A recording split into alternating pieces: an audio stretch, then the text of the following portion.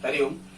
दिल सुलगने लगा, अश्क बहने लगे, जाने क्या क्या हमें लोग कहने लगे। बहुत कोशिशें की मगर दिल ना बहला, कई साज छेड़े कई गीत गाए, वो जब याद आए बहुत याद आए। गमे जिंदगी के अंधेरों में हमने चरागे मोहब्बत जलाए बुझाए, वो जब याद आए बहुत याद आए। हरिओम दोस्तों, स्वागत है आपका free study bye Lodhi sir के यूट्यूब चैनल पर। मैं कृपाल लोधी। दोस्तों, आज हम आपको लेकर के आए हैं मध्य प्रदेश जीके का बहुत ही इंपॉर्टेंट टॉपिक, जिसमें दोस्तों आज हम आपको बताने वाले हैं मध्य प्रदेश में सबसे बड़ा, सबसे छोटा या सबसे ऊंचा, सबसे नीचा, एकमात्र और कुछ शहरों के निकनेम या उपनाम। दोस्तों एक बात आपको बता दें, आप मध्य प्रदेश लेवल की किसी भी कॉम्पिटिटिव एग्जाम की तैयारी यदि कर रहे हैं तो आज का वीडियो आपके लिए बहुत ही इंपॉर्टेंट होने वाला है। दोस्तों एक अपील है, यदि आप हमारे चैनल पर पहली बार विजिट कर रहे हैं तो प्लीज हमारे चैनल को सब्सक्राइब करें, साथ में बेल आइकन पर क्लिक करें ताकि सबसे पहले नोटिफिकेशन आपको मिलता रहे। दोस्तों हम इसी प्रकार के कॉम्पिटिटिव एग्जाम रिलेटेड वीडियोस को अपलोड करते रहते हैं, जिसमें मैथ्स, रीजनिंग, जीके, साइंस और शिक्षक भर्ती परीक्षा के वीडियोस होते हैं। आप हमारी प्लेलिस्ट में जाकर के देख सकते हैं। प्लीज यहां तक वीडियो देखा है तो लाइक तो कर ही दें, साथ में सब्सक्राइब कर लें।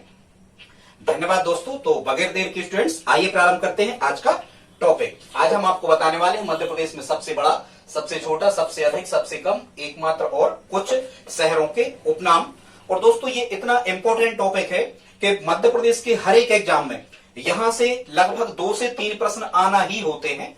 यदि आप इसको मेमोराइज कर लेते हैं तो निश्चित रूप से आप 2 से 3 अंक बना सकते हैं। पेन कापी लेकर के बैठ जाएं और आप चाहें तो इनको नोट करते जाएं। शुरुआत करते हैं दोस्तों सबसे पहले इंदिरा सागर जलाशय की। तो जो ये इंदिरा सागर जलाशय है ये मानव निर्मित भारत का सबसे बड़ा जलाशय है। मध्य प्रदेश का तो होगा ही। फिर हम देखते हैं दूसरे नंबर पे पनीर निर्माण संयंत्र। तो ये जो पनीर निर्माण संयंत्र है मध्य प्रदेश में, ये खजुराहो जिला छतरपुर नामक स्थान पर ये लगाया गया है। ये एशिया का सबसे बड़ा पनीर निर्माण संयंत्र। अब यदि यहां से प्रश्न बनता है कि एशिया का सबसे बड़ा पनीर निर्माण संयंत्र किस स्थान पर लगाया गया है, तो आपको कहना है दोस्तों खजुराहो। ठीक, और खजुराहो किस जिले के अंतर्गत आता है? छतरपुर के अंतर्गत आता है। आगे देखते हैं दोस्तों, यहां एक ट्रिक लिखी है, सैम्ब शब्द लिखा है, ठीक है, या सांब, कुछ भी याद कर लेना। SAMB सैम्ब शब्द लिखा है। कभी कभी आपसे पूछा जाता है कि मध्य प्रदेश का सबसे पूर्वी जिला, पश्चिमी जिला, उत्तरी जिला और दक्षिणी जिला कौन सा है सबसे, ठीक है। तो यहां आपको एक ट्रिक याद करना है सैम्ब, और यहां पर आपको ध्यान रखना है पूरब, पश्चिम, उत्तर, दक्षिण, जैसा कि अपन दिशाओं का सीक्वेंस कहते हैं, पूरब, पश्चिम, उत्तर, दक्षिण, इस प्रकार से आप याद रखना। तो यदि आपसे पूछा जाए कि मध्य प्रदेश का सबसे पूर्वी जिला कौन सा है, तो दोस्तों यहां पर S लिखा है और S से बनेगा सिंगरौली।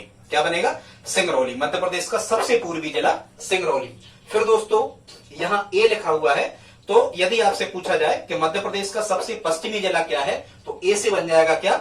अलीराजपुर। ठीक है, सबसे पश्चिमी जिला मध्य प्रदेश का अलीराजपुर। फिर यहाँ M लिखा हुआ है। यदि कभी आपसे पूछा जाए कि मध्य प्रदेश का सबसे उत्तरी जिला कौन है, तो यहाँ दोस्तों M से बनने वाला है मुरैना। मुरैना मध्य प्रदेश का सबसे उत्तरी जिला है। फिर दोस्तों यहाँ B शब्द लिखा हुआ है। तो यदि कभी आपसे पूछा जाए कि मध्य प्रदेश का सबसे दक्षिणी जिला कौन सा है, तो यहाँ दोस्तों B से बनने वाला है बुरहानपुर। ये मध्य प्रदेश का सबसे दक्षिणी जिला है। तो आई होप आप समझ गए होंगे। कभी यदि आपसे फिर अगला क्वेश्चन पूछा जाता है कि मध्य प्रदेश की राजधानी भोपाल से सबसे ज्यादा दूर स्थित जिला कौन सा है, मध्य प्रदेश की राजधानी भोपाल से सबसे दूर स्थित जिले का क्या नाम है, तो यहां आपको ध्यान रखना है सिंगरौली। और सिंगरौली की भोपाल से सबसे अधिक दूरी है 780 किलोमीटर। ठीक है दोस्तों। फिर आगे देखते हैं धूपगढ़। जैसा कि आपको पता होना चाहिए, मध्य प्रदेश की सबसे ऊंची चोटी या कभी आपसे पूछा जाए कि मध्य प्रदेश का सबसे ऊंचा स्थान, मध्य प्रदेश का सबसे ऊंचा स्थान या मध्य प्रदेश की सबसे ऊंची चोटी, तो दोस्तों इसका नाम है धूपगढ़ की चोटी। क्या नाम है? धूपगढ़ की चोटी। और ये पचमढ़ी के अंतर्गत आती है, पचमढ़ी होशंगाबाद जिले के अंतर्गत आता है। धूपगढ़ की ऊंचाई है 1350 मीटर। ठीक है। फिर यदि कभी आपसे पूछा जाए कि मध्य प्रदेश का सबसे नीचा स्थान या सबसे गहरा स्थान या सबसे निम्न स्थान, ठीक है, या मध्य प्रदेश में धरातल का सबसे निम्न स्थान कौन सा है, सबसे गहरा स्थान कौन सा है, तो आपको दोस्तों कहना है नर्मदा सोन घाटी। मध्य प्रदेश का सबसे गहरा स्थान, तो आपको क्या कहना है? नर्मदा सोन घाटी।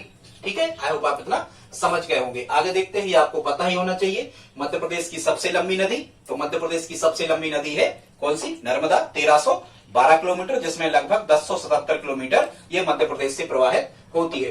कभी यदि आपसे पूछा जाए कि मध्य प्रदेश का सबसे लंबा नदी पुल का क्या नाम है, तो इसका नाम आता है तवा नदी पुल। ठीक है, तवा नदी पुल। हालांकि एक सिंध नदी पर और तैयार किया जा रहा है तवा नदी पुल, और ये कहां है?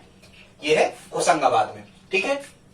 फिर आगे देखते हैं 9 नंबर पे, यदि आपसे पूछा जाए कि मध्य प्रदेश का सबसे गर्म स्थान, मध्य प्रदेश का सबसे गर्म स्थान कौन सा है, तो आपको याद रखना, वैसे गंज अपन रखते ही हैं गर्म करने के लिए, तो मध्य प्रदेश का सबसे गर्म स्थान क्या है? गंज बासोदा। और दोस्तों ये जो गंज बासोदा है ये विदिशा जिले के अंतर्गत आता है। ठीक है। तो मध्य प्रदेश का सबसे गर्म स्थान क्या हो गया? गंज बासोदा, जो विदिशा जिले के अंतर्गत आता है। आगे देखते हैं, शिवपुरी लिखा हुआ है। तो दोस्तों मध्य प्रदेश का सबसे ठंडा स्थान, मध्य प्रदेश का सबसे ठंडा स्थान कहां है, तो आपको क्या कहना है? शिवपुरी। ठीक है। मध्य प्रदेश का सबसे ठंडा स्थान शिवपुरी। ठीक है। वैसे ही शिव की पिंडी आपने देखा होगा ठंडे स्थानों पर, केदारनाथ, बद्रीनाथ, ऐसे स्थानों पर, ठंडे स्थानों में जहां बर्फबारी होती है वहां निकलती है पिंडी, शिवलिंग के दर्शन होते हैं। तो मध्य प्रदेश का सबसे ठंडा स्थान क्या हो गया? शिवपुरी। आई होप आप समझ गए होंगे। ठीक है। मध्य प्रदेश का एकमात्र हिल स्टेशन यदि कहा जाए तो हिल स्टेशन भी कहां हो गया? पचमढ़ी। ठीक है। या कभी आपसे ऐसा पूछा जाए कि मध्य प्रदेश में सबसे ज्यादा वर्षा होने वाला स्थान, ठीक है, मध्य प्रदेश में सर्वाधिक वर्षा किस स्थान पर होती है, तो दोस्तों मध्य प्रदेश में सर्वाधिक वर्षा कहां होती है? पचमढ़ी में होती है। याद रखना, इसीलिए पचमढ़ी को मध्य प्रदेश का मासिमराम या पचमढ़ी को मध्य प्रदेश का चेरापूंजी कहा जाता है। ठीक है। क्योंकि संसार में सबसे ज्यादा जो वर्षा होती है वो मासिमराम में होती है, या कभी कभी चेरापूंजी में भी हो जाती है। अब मासिमराम हो गया हालांकि, तो मध्य प्रदेश का मासिमराम या मध्य प्रदेश का पचमढ़ी यदि कभी आपसे, मध्य प्रदेश का चेरापूंजी आपसे पूछा जाए तो आपको क्या कहना है? पचमढ़ी। और जिला होशंगाबाद के अंतर्गत ये पचमढ़ी आती है। फिर कभी यदि आपसे पूछा जाए कि मध्य प्रदेश का सबसे कम वर्षा वाला स्थान, तो दोस्तों मध्य प्रदेश का सबसे कम वर्षा वाला स्थान है भिंड। भिंड के अंतर्गत एक स्थान आता है जिसका नाम है गोहद। यहाँ मध्य प्रदेश में गोहद में, ये भिंड जिले के अंतर्गत आता है गोहद, यहाँ मध्य प्रदेश में सबसे कम वर्षा होती है, केवल 55 सेंटीमीटर वर्षा गोहद में या भिंड जिले के अंतर्गत आने वाले स्थान पर होती है। ऑप्शन में गोहद भी हो सकता है, भिंड भी हो सकता है, दोनों सही है। ठीक है। तो आई होप आप समझ गए, भिंड सबसे कम वर्षा वाला स्थान मध्य प्रदेश का। फिर कभी आपसे पूछा जाए कि मध्य प्रदेश का सबसे बड़ा राष्ट्रीय उद्यान या सबसे बड़ा नेशनल पार्क क्या है दोस्तों, तो मध्य प्रदेश का सबसे बड़ा नेशनल पार्क है कान्हा किसली। कौन सा है? कान्हा किसली, मंडला जिले के अंतर्गत ही आता है। और यदि कभी आपसे पूछा जाए कि मध्य प्रदेश का सबसे छोटा जो नेशनल पार्क या राष्ट्रीय उद्यान है दोस्तों, तो क्या है? फासिल। वैसे ही डोरी डाल के हम सिलाई करते तो फासिल मध्य प्रदेश का सबसे छोटा राष्ट्रीय उद्यान या नेशनल पार्क है। और फासिल सिलाई करते डोरी डाल के, तो फासिल किस जिले के अंतर्गत आता है? डिंडोरी जिले के अंतर्गत। ठीक है। आई होप आप समझ गए होंगे। आगे पूछा जाता है आपसे मध्य प्रदेश की सबसे बड़ी मस्जिद, तो मध्य प्रदेश की सबसे बड़ी मस्जिद है ताजुल मस्जिद। और ये ताजुल मस्जिद जो है ये कहां स्थित है? भोपाल में। ठीक है। जितनी भी बड़ी बड़ी मस्जिदें हैं ये सभी की सभी कहां स्थित है? बड़ी मस्जिदें भोपाल में। ठीक है। मध्य प्रदेश का सबसे बड़ा जंक्शन कभी पूछा जाए तो इटारसी जंक्शन। मध्य प्रदेश का सबसे बड़ा जंक्शन इटारसी जंक्शन, ये भी होशंगाबाद जिले के अंतर्गत आता है। कभी पूछा जाए कि मध्य प्रदेश की सबसे बड़ी प्रतिमा, मध्य प्रदेश की सबसे बड़ी प्रतिमा वो किसकी है और किस शहर में स्थापित की गई है, तो उस प्रतिमा का नाम है गणपति प्रतिमा। और ये कहां स्थापित की गई है? इंदौर में। तो गणपति प्रतिमा जो इंदौर में स्थापित की गई है ये मध्य प्रदेश की सबसे बड़ी प्रतिमा है। ठीक है। कभी यदि आपसे पूछा जाए कि मध्य प्रदेश में कोयले की सबसे मोटी परत किस स्थान पर है, तो मध्य प्रदेश में कोयले की सबसे मोटी जो परत है ये सिंगरौली जिले के अंतर्गत आता है। और सिंगरौली को मध्य प्रदेश की ऊर्जा राजधानी भी कहते हैं। एक चीज याद रखना, सिंगरौली के अंतर्गत कभी कभी बेड़न भी लिखा जाता है। बेड़न औद्योगिक क्षेत्र है, ठीक है। तो मध्य प्रदेश की ऊर्जा राजधानी या तो बेड़न या फिर आपको कहना है सिंगरौली, ठीक है। सबसे मोटी परत कोयला की सिंगरौली में पाई जाती है। कभी पे पूछा जाता है कि मध्य प्रदेश का सबसे बड़ा भौतिक विभाग, मध्य प्रदेश का सबसे बड़ा भौतिक विभाग क्या है? तो आपको ध्यान रखना है, मध्य प्रदेश का सबसे बड़ा जो भौतिक विभाग है ये है मालवा का पठार। फिर से सुन लें, मध्य प्रदेश का सबसे बड़ा, मध्य प्रदेश को 5 भौगोलिक विभागों में बांटा गया है। हालांकि अलग अलग पुस्तकों में अलग अलग इसके वर्णन दिए हुए हैं, ये ऑप्शन से तय होता है। तो मध्य प्रदेश का सबसे बड़ा जो भौतिक विभाग है ये मालवा का पठार कहलाता है, ठीक है। फिर मध्य प्रदेश का सबसे बड़ा कोयला का भंडार किस स्थान पर है? तो मध्य प्रदेश का सबसे बड़ा कोयले का जो भंडार है, देखो सबसे मोटी परत है सिंगरौली में, लेकिन मध्य प्रदेश का सबसे अधिक कोयले का जो भंडार है यह है सोहागपुर। कहां? सोहागपुर। और दोस्तों ये जो सोहागपुर है ये शहडोल जिले के अंतर्गत आता है। आगे देखते हैं, मध्य प्रदेश का सबसे बड़ा जो शिवलिंग है, तो सबसे बड़ा शिवलिंग कहां है? भोजपुर में, ठीक है। मध्य प्रदेश का सबसे बड़ा शिवलिंग कहां स्थापित किया गया है? भोजपुर में। और भोजपुर रायसेन जिले के अंतर्गत आता है। लगभग 35-40 किलोमीटर की दूरी है इसकी भोपाल से, लेकिन ये रायसेन जिले के अंतर्गत आता है भोजपुर का शिव मंदिर, ठीक है। कभी आपसे यदि पूछा जाए कि मध्य प्रदेश का सर्वाधिक गेहूं उत्पादक क्षेत्र कौन सा है, तो दोस्तों मध्य प्रदेश का सर्वाधिक गेहूं उत्पादक क्षेत्र कहलाता है मालवा का क्षेत्र, ठीक है। इसे गेहूं का भंडार या मध्य प्रदेश का धान भंडार या गेहूं का क्षेत्र कहा जाता है, किसे? मालवा क्षेत्र। वैसे ही जिसके यहाँ सबसे ज्यादा गेहूं की उपज होती है वो माला माल हो जाता है। ऐसे करके आप इसको याद रख सकते हो कि मध्य प्रदेश का मालवा क्षेत्र, इसे सर्वाधिक गेहूं उत्पादक क्षेत्र कहा जाता है। फिर अगला देखते हैं 22 नंबर पे, मध्य प्रदेश का सर्वाधिक प्रचार प्रसार वाला अखबार या सबसे ज्यादा प्रतियां बिकने वाला अखबार या सबसे ज्यादा प्रचारित या प्रसारित अखबार कौन सा है? तो आपको कहना है दैनिक भास्कर, ठीक है दोस्तों। आगे देखते हैं 23 नंबर पे, यदि कभी पूछा जाए मध्य प्रदेश का सबसे बड़ा जिला क्षेत्रफल में, देखो बाड़ा के साथ में लिखा ही है बड़ा, छिंदवाड़ा बड़ा। मध्य प्रदेश में क्षेत्रफल की दृष्टि से सबसे बड़ा जो जिला है वो है छिंदवाड़ा, और क्षेत्रफल की दृष्टि से मध्य प्रदेश का सबसे छोटा जिला है भोपाल। वैसे ही छोटे लोगों को पालना पड़ता है ना, पाल भोपाल, क्षेत्रफल की दृष्टि से। फिर संभागों को देख लेते हैं, तो क्षेत्रफल की दृष्टि से मध्य प्रदेश का सबसे बड़ा संभाग है जबलपुर। क्षेत्रफल की दृष्टि से मध्य प्रदेश का सबसे बड़ा संभाग क्या है दोस्तों? जबलपुर। और क्षेत्रफल की दृष्टि से मध्य प्रदेश का सबसे छोटा संभाग, क्षेत्रफल की दृष्टि से मध्य प्रदेश का सबसे छोटा संभाग क्या है? शहडोल, ठीक। आगे देखते हैं मध्य प्रदेश का सबसे बड़ा नगर, या कभी कहा जाए मध्य प्रदेश का सबसे बड़ा शहर क्या है?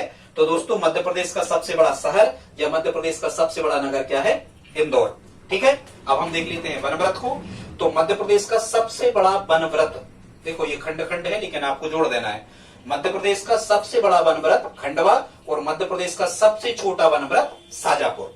सबसे बड़ा वनव्रत खंडवा और सबसे छोटा वनव्रत साजापुर। 27 नंबर पर देखते हैं, मध्य प्रदेश के जंगलों में सबसे ज्यादा पाए जाने वाला पशु। दोस्तों ये प्रश्न पूछे जाते हैं बिल्कुल ज्यों के त्यों, ये कॉन्सेप्चुअल नहीं है। आज का हमारा वीडियो जो रहेगा पूरा फैक्चुअल रहेगा। लगभग हम आपको 100 फैक्ट यहां से बताएंगे, एग्जाम रिलेटेड है। प्लीज यहां तक आपने देखा है तो लाइक तो कर ही दें, साथ में सब्सक्राइब करें। यदि सब्सक्राइब कर लिया है तो बहुत बहुत धन्यवाद, नहीं किया है तब भी धन्यवाद, यहां तक देखा इसके लिए। और यदि दोस्तों कभी आपसे पूछा जाए कि मध्य प्रदेश के जंगलों में सबसे ज्यादा वृक्ष जो पाया जाता है वो किसका वृक्ष पाया जाता है, तो यहां आपको ध्यान रखना है सागौन। जानवरों में सबसे ज्यादा जानवर पाया जाता है या पशु चीतल, और सबसे ज्यादा जंगलों में मध्य प्रदेश के वृक्ष पाया जाता है कौन सा? सागौन, ठीक है। आगे बढ़ते हैं दोस्तों, कभी यदि पूछा जाए कि मध्य प्रदेश का सबसे सिंचित जिला, तो सबसे सिंचित जिला होशंगाबाद। अब यदि होशंगाबाद की लोकेशन आपको पता होगी, तो जो ये होशंगाबाद है ये मध्य प्रदेश में नर्मदा और तवा दोनों नदियों के बीच में है। कहां? नर्मदा और तवा दोनों नदियों के बीच में है, इसलिए यहां नहर परियोजनाएं अधिक होने के कारण ये सबसे सिंचित जिला कहलाता है। कौन सा? होशंगाबाद। और सबसे कम सिंचित जिला है डोरी, मतलब डिंडोरी। अब सिंचाई ज्यादा हो नहीं रही होगी, क्यों? क्योंकि डोरी खींचते रहो लंबी लंबी, असिंचित है। तो मध्य प्रदेश का सबसे कम सिंचित जिला या सर्वाधिक असिंचित जिला, तो आपको कहना है डिंडोरी। मध्य प्रदेश का सबसे बड़ा सिनेमाघर, तो ये भी इंदौर में है। और सबसे ज्यादा सिनेमाघर मध्य प्रदेश के किस शहर में है? तो मध्य प्रदेश के इंदौर शहर में सबसे ज्यादा सिनेमाघर हैं। सिनेमाघरों वाली सिटी इंदौर शहर को कहा जाता है। ठीक है दोस्तों, आगे हम देखते हैं, यदि कभी आपसे कहा जाए कि मध्य प्रदेश में सबसे ज्यादा कौन सी फसल पैदा होती है या मध्य प्रदेश में सबसे ज्यादा क्षेत्रफल पर बोई जाने वाली फसल क्या है, तो आपको क्या कहना है? सोयाबीन। ठीक है। फिर कभी यदि कहा जाए कि मध्य प्रदेश का सबसे ज्यादा नगरीय जनसंख्या वाला शहर, मतलब नगरों में जनसंख्या रह रही, शहरों में, तो मध्य प्रदेश में सर्वाधिक नगरीय जनसंख्या वाला शहर है भोपाल, और मध्य प्रदेश का सबसे कम नगरीय जनसंख्या वाला शहर है डिंडोरी। ठीक है। मध्य प्रदेश में जैनों की दृष्टि से सबसे बड़ा दिगंबर जैन मंदिर, तो दिगंबर, दिक धन अंबर, दिगंबर, दिशाएं जिसके वस्त्र हैं, दिगंबर, तो सबसे बड़ा दिगंबर जैन मंदिर, इसका नाम है दीवानगंज, और ये दीवानगंज कहां है? भोपाल में। ठीक है। मध्य प्रदेश की एकमात्र और सबसे बड़ी फिल्म सिटी, तो ये फिल्म सिटी है बगरौदा ग्राम, और ये बगरौदा किस स्थान पर है? भोपाल में। ठीक है। यहाँ फिल्मों की शूटिंग की जाती है। फिल्मों की शूटिंग संबंधित कई स्थान यहाँ पर सुंदर सुंदर बनाए गए हैं। कहां? बगरौदा, भोपाल, ये मध्य प्रदेश की फिल्म सिटी कहलाती है।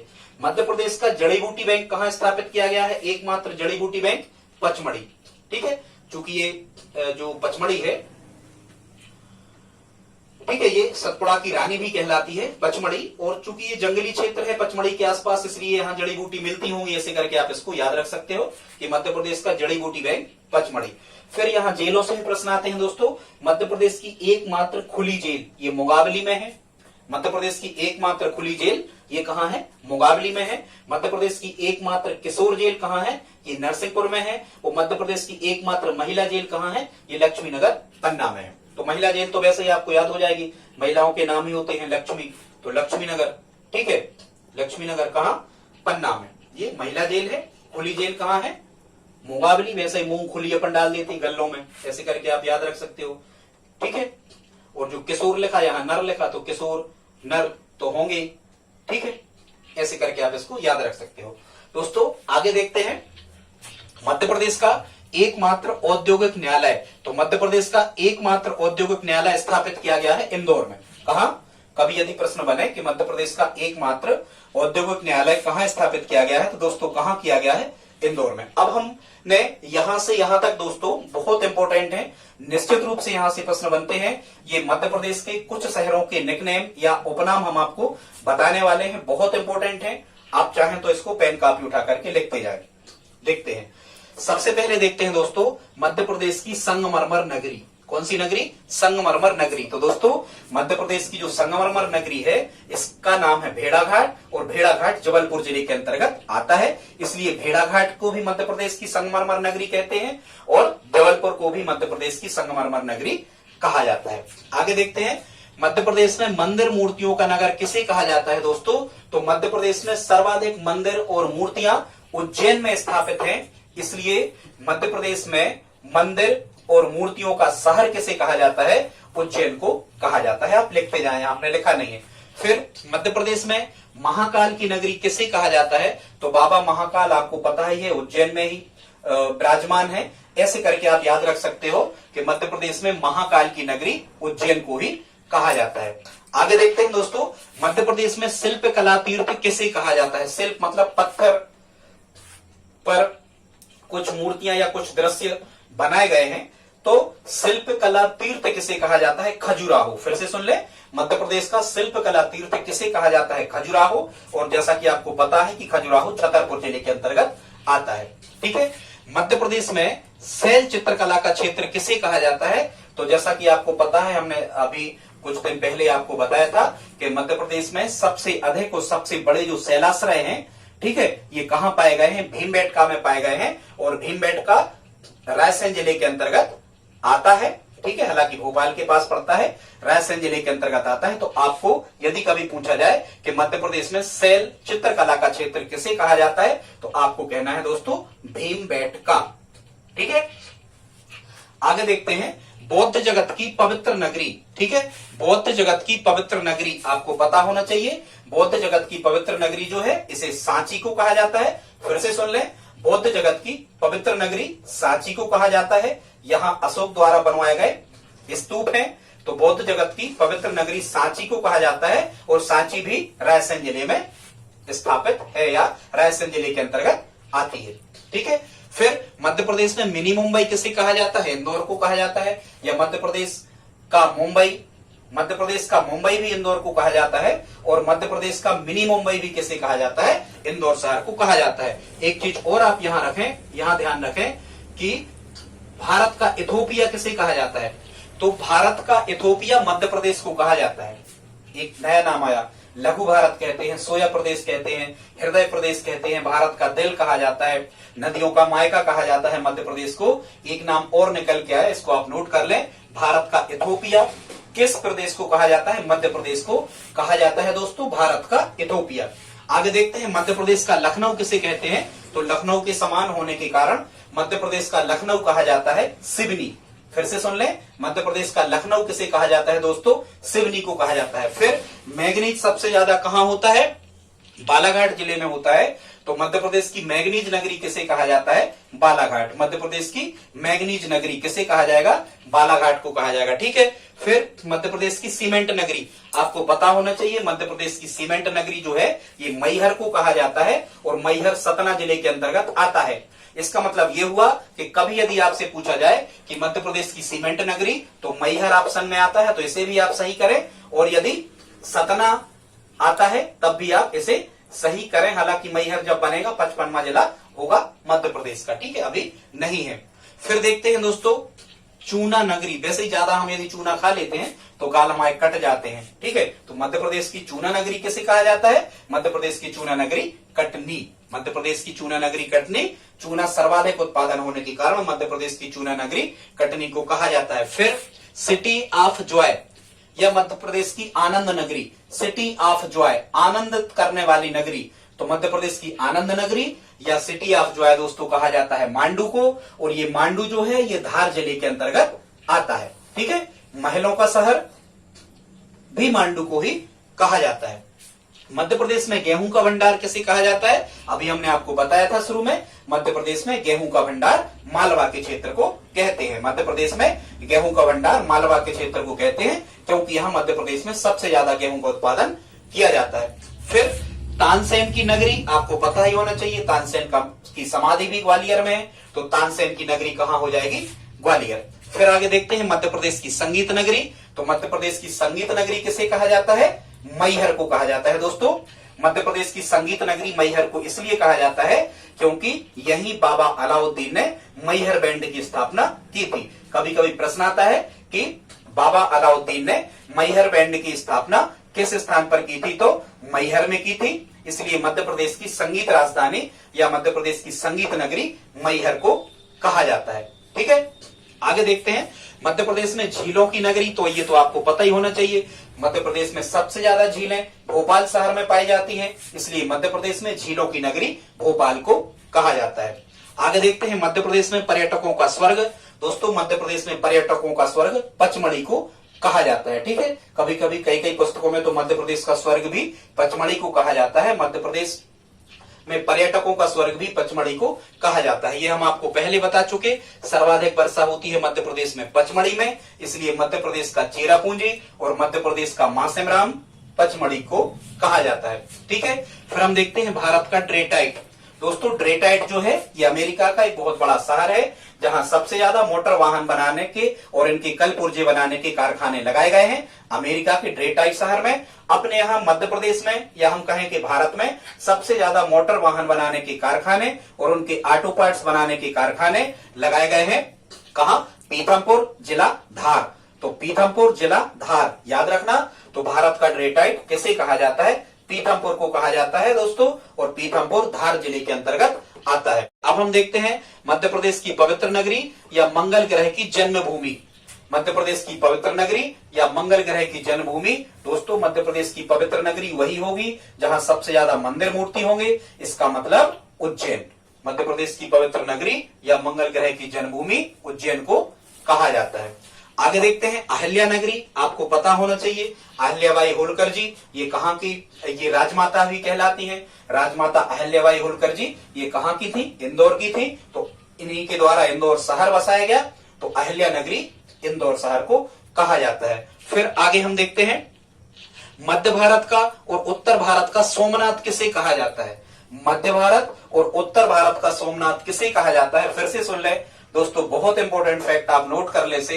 मध्य भारत का सोमनाथ और उत्तर भारत का सोमनाथ कहा जाता है भोजपुर के शिव मंदिर को। किसे कहा जाता है, भोजपुर के शिव मंदिर को मध्य भारत का और उत्तर भारत का सोमनाथ कहा जाता है। ठीक है, और ये भोजपुर कहाँ है, रायसेन जिले के अंतर्गत आता है। आगे देखते हैं पूर्व का जिब्राल्टर। दोस्तों जहां भी जिब्राल्टर शब्द लिखा होगा ग्वालियर के किले को ही कहा जाता है या ग्वालियर शहर को कहा जाता है। तो पूर्व का जिब्राल्टर ग्वालियर को कहते हैं। ठीक है, मध्य प्रदेश के सुनहरे जिले खंडवा खरगोन। ठीक है, खरगोन आपको पता ही होना चाहिए, कपास बहुत अधिक पैदावार होती है मध्य प्रदेश में खरगोन में, इसलिए मध्य प्रदेश के सुनहरे जिले। तो दो जिले आते हैं खंडवा खरगोन, मध्य प्रदेश के सुनहरे जिले खंडवा खरगोन। ठीक है, फिर मध्य प्रदेश में सफेद शेर कहां पाए जाते हैं, आपको पता होना चाहिए। मध्य प्रदेश में सफेद शेर पाए जाते हैं रीवा में, इसलिए मध्य प्रदेश में सफेद शेरों की भूमि रीवा को कहा जाता है। मध्य प्रदेश में सफेद शेरों की भूमि किसे कहते हैं, रीवा को। ठीक है, मध्य प्रदेश में कपड़ों का शहर किसे कहते हैं, इंदौर को। ठीक है, क्योंकि आपको पता होना चाहिए इंदौर के आसपास के क्षेत्रों में और प्रॉपर इंदौर सिटी में मध्य प्रदेश में सबसे ज्यादा कपड़ा बनाया जाता है, रेडीमेड भी और उत्पादन भी किया जाता है, इसलिए मध्य प्रदेश में कपड़ों का शहर किसे कहा जाता है, इंदौर को कहा जाता है। ठीक है, फिर आगे देखते हैं मध्य प्रदेश का स्विट्जरलैंड। तो मध्य प्रदेश का स्विट्जरलैंड किसे कहा जाता है दोस्तों, सागर को कहा जाता है। सागर में एक सुंदर लाखा बंजारा झील भी है और सौंदर्य स्थिति बहुत अच्छी होने के कारण मध्य प्रदेश का स्विट्जरलैंड सागर शहर को कहा जाता है। आगे देखते हैं मध्य प्रदेश में महलों की नगरी। अभी हमने आपको बताया था मध्य प्रदेश में महलों की नगरी धार किसे कहते हैं, धार को कहते हैं। ठीक है, मांडू भी सही है और धार भी सही है, क्योंकि मांडू सिटी अब जो है धार के अंतर्गत ही आता है। मध्य प्रदेश में भोज नगरी या धारा नगरी, तो राजा भोज कहां के प्रतापी शासक थे, हालांकि ये धार में ही ज्यादातर शासन इनका रहा है। तो मध्य प्रदेश की भोज नगरी किसे कहा जाता है, धारा नगरी या भोज नगरी धार को कहा जाता है। आगे देखते हैं मध्य प्रदेश की डायमंड सिटी। डायमंड का मतलब होता है दोस्तों हीरा, इंग्लिश में हीरा को हिंदी में हीरा कहते हैं और अंग्रेजी में उसे डायमंड कहा जाता है। तो मध्य प्रदेश में सबसे ज्यादा हीरा कहां पैदा होते हैं, पन्ना में उत्पादन होता है, इसलिए हम कह सकते हैं मध्य प्रदेश की डायमंड सिटी पन्ना को कहा जाता है। ठीक है, मझुआ खदान यह विश्व प्रसिद्ध खदान है हीरा की। आगे देखते हैं मध्य प्रदेश का मोगली लैंड किसे कहा जाता है, तो मध्य प्रदेश का मोगली लैंड कहा जाता है पेंच राष्ट्रीय उद्यान। ठीक है, जैसे रुडयार्ड किपलिंग की एक पुस्तक है ये द जंगल बुक। ठीक है, इसका एक पात्र है मोगली, जिसकी पशुओं से बहुत अधिक मित्रता होती है। पशु उसकी भाषा को और वो पशुओं की भाषा को समझता है, मोगली। तो वहीं मोगली लैंड विकसित किया गया है, कहां, सिवनी और ठीक है पेंच राष्ट्रीय उद्यान। आप तो याद रखना मध्य प्रदेश का मोगली लैंड तो आपको कहना है पेंच राष्ट्रीय उद्यान। ठीक है, सिवनी छिंदवाड़ा के अंतर्गत, दो जिलों के अंतर्गत ये पेंच राष्ट्रीय उद्यान आता है। पेंच एक नदी का नाम है। आगे देखते हैं मध्य प्रदेश का सांस्कृतिक केंद्र। तो मध्य प्रदेश का सांस्कृतिक केंद्र मतलब सांस्कृतिक कार्यक्रम जो होते हैं मध्य प्रदेश के सबसे ज्यादा ये कहां होते हैं, भारत भवन भोपाल। कहां होते हैं, भारत भवन भोपाल। ठीक है, बहुत बड़ा थिएटर टाइप का वहां पर बनाया गया है, लोगों के बैठने की व्यवस्था है, मंच आदि है। तो मध्य प्रदेश का सांस्कृतिक केंद्र किसे कहा जाता है, भारत भवन भोपाल को दोस्तों कहा जाता है। ठीक है, मध्य प्रदेश की तांबा नगरी।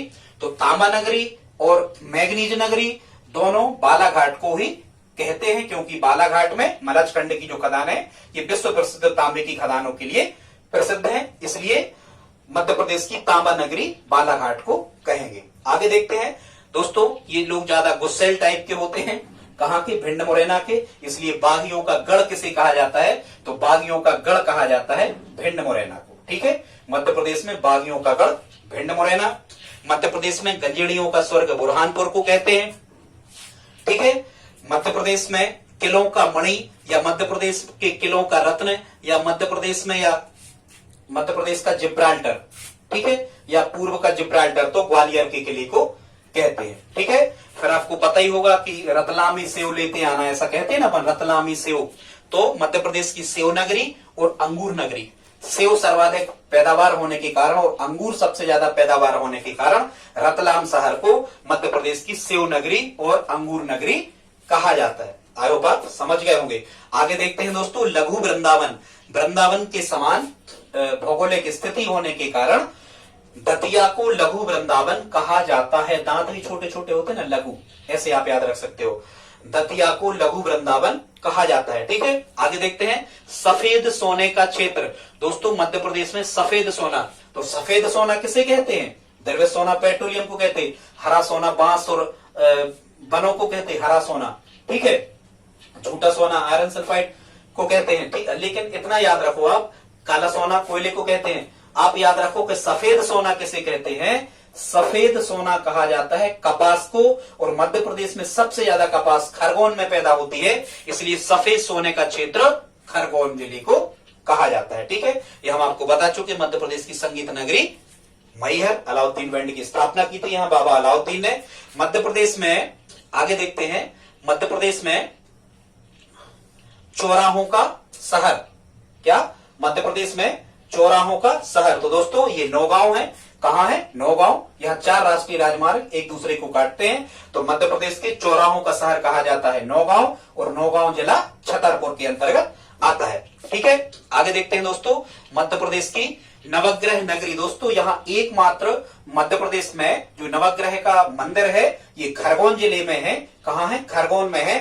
तो मध्य प्रदेश में नवग्रह नगरी किसे कहा जाता है? खरगोन को कहा जाता है। तो दोस्तों यहाँ क्रमांक जरूर 80 आ रहा है, लेकिन सब यदि हम जोड़न घटाएं मिलाएं तो लगभग 90, 95 से 100 फैक्ट ये हो जाते हैं। आप चाहे तो इसका स्क्रीनशॉट ले सकते हैं। ठीक है दोस्तों, प्लीज आप हमारी हेल्प करें, इस वीडियो को अपने दोस्तों के साथ स्टडी ग्रुप में शेयर जरूर करें। प्लीज आप चैनल को सब्सक्राइब करके हमारी हेल्प कर सकते हैं। मिलते हैं अगले वीडियो में, तब तक के लिए जय हिंद, जय भारत।